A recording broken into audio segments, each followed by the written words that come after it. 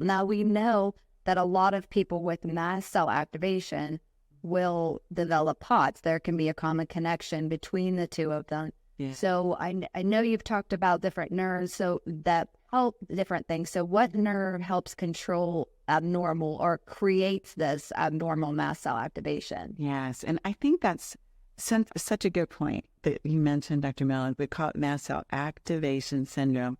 Something is activating those mast cells. So even when you have that diagnosis, you don't have your underlying problem necessarily, right? The problem is still what is activating the mast cells, and that's likely where your answers are.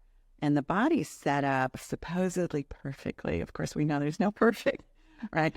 Unfortunately. But the body is set up to help control abnormal inflammation. And the nerve that does that is the vagus nerve. And that was figured out, gosh, in the early 90s or so, which is great. But when something goes wrong with that system, if you're prone to abnormal inflammation, let's say you have a genetic disorder that you can't regulate it properly, you see a fair number of those, or you have some autoimmune condition that fails in certain areas of inflammation, what have you, there can be a lot of reasons that inflammation can take on and do damage, and then that damage causes more inflammation.